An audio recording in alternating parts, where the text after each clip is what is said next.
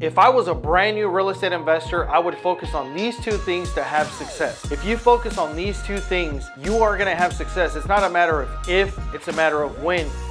You're gonna go out there and have results in real estate investing. One of the most common mistakes that even sometimes I make as a real estate investor is we start going out there and we start chasing squirrels. We start saying, oh, owner finance, oh, notes, oh, fix and flip, rentals, Airbnb, short term. There's just so many things and it's very easy to get distracted. But if you laser focus on one or two things, you're gonna have success. And especially when you're first getting started, you can spend hours upon hours consuming a lot of content but not going out there and taking action. So sometimes it's better just to learn one or two things and going out there and have success. I think it was Bruce Lee that said it best. I don't fear the man that has practiced 1,000 different kicks. I fear the man that has practiced one kick 1,000 times. And it's no different when it comes to real estate investing. So when I first got started, I focused on one marketing channel, which was pre-foreclosures. What I did is I went online and found an access to even a free resource within my county that provided all the pre-foreclosures in my area that were updated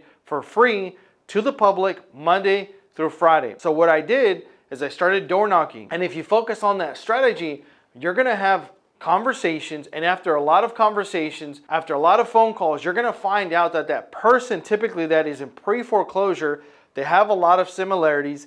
They're gonna be a lot of times in denial, right? They wait till the last minute. So you're gonna have to understand how to deal with that particular person that's going through. You have to put yourself in their shoes. If I was in, pre-foreclosure, I would be stressed out. I would probably be screaming at times. So it's a very stressful situation. You have to understand, and I would suggest for you to become an expert at whatever that market is. So I would suggest to pick one of the following, right? Pre-foreclosures. One of the second most common marketing channels and niches of real estate investing that investors focus is on probate, right? We deal with a lot of people that inherit a property, and 9 times out of 10, especially if it's a rental property, they don't want to manage it, they don't want to keep it, they don't know what to do with it, they just want to sell it fairly quickly. So I guarantee you that somebody that's in pre-foreclosure and somebody that is in probate, they're two different scenarios typically. Every now and then you might run into the scenario where somebody is in probate and somebody is in pre-foreclosure, right? Because taxes haven't been paid, mortgage hasn't been paid. But typically,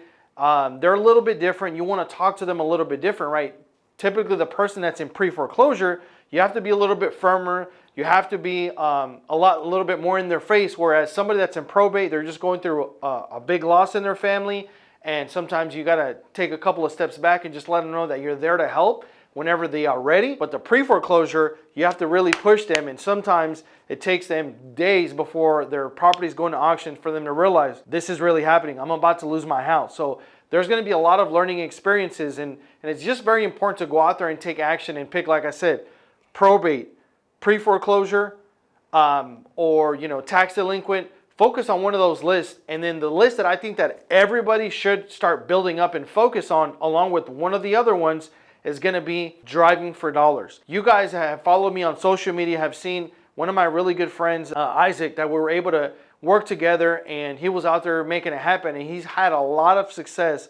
One of the first marketing channels that he ever did was driving for dollars. And one of the reasons that I like driving for dollars, and I think that everybody should do it, is number one, it's practically free. A lot of us are going to be driving out and about. We're going to be visiting friends, family. We're going to go to the grocery store. We're going to be taking different routes to and from work or wherever you're going, or maybe you're looking at a house, and there's opportunities to be driving in neighborhoods where there's houses that are going through some of the things that we've talked about. It may be probate, maybe pre-foreclosure. And the beautiful thing about driving for dollars is that you're able to get to that property or that list, that homeowner, before it hits pre-foreclosure, before it hits probate. So what we like to do is we like to focus on a certain area when you're out there and focusing 30 minutes, 45 minutes, and then just drive around that neighborhood and then just take photos of the people that have overgrown grass, that have tarps on the roofs, that have old outdated windows, and all the other windows in the neighborhood are replaced, or all the properties in the neighborhood have HVA central units, and one particular house has window unit. I'll give you guys a bonus tip here towards the end on driving for dollars that a lot of people don't think about, that is really a good indicator on whether that property is a good opportunity or may be vacant. Like I said, I would focus on number one, driving for dollars, and then just picking one other marketing channel and just focus on those two things, I guarantee will bring you success. So driving for dollars, and for me, it was pre-foreclosures. Maybe for you, it's driving for dollars and finding out and becoming an expert at probate, right? Being an expert on maybe sending the right letter, talking to them properly, sending the right text message, maybe sending them several letters and structure them, at a different way or a different way of communicating with them. So you have to be an expert at that particular channel versus trying to do 10 different things, right? And saying, I'm going to do pre-foreclosure, tax delinquent, I'm going to do all these things and just fire off, right? It's going to be very, very difficult to find out and being an expert at one. And I guarantee you, if you're an expert at one, you can slowly start moving into the other ones, but start with one, especially if you're brand new. So I would focus on number one, pre-foreclosures for me, which is what I did, or probate, and then making sure that you add driving for dollars. And there's certain applications that we like to use for us. One that I've used since I got started is Deal Machine. I'll make sure to put a link in the video description if you guys want to download it. You guys, I think you may even get a couple of bonus credits where you can even, from that application, take a picture. It'll give you the homeowner's name, the address, their mailing address, and if you wanted to, their phone number. And then also you can, within one click of a button, send them a postcard with your contact information if they are open to selling that property. So with that being said, I'm going to go ahead and close this video out with the last bonus tip on how to find people that maybe, or how to find a property that may be vacant in a certain area. Well, if you're driving in a particular area, or you're like investing in a particular zip code, one thing I would recommend is find out when trash day is for that particular zip code. If you find out when trash day is for that particular neighborhood or zip code, you can go out there and typically drive in the mornings, or right when everybody has their trash can out. And if you see a property that doesn't have their trash can set outside, what does that typically mean?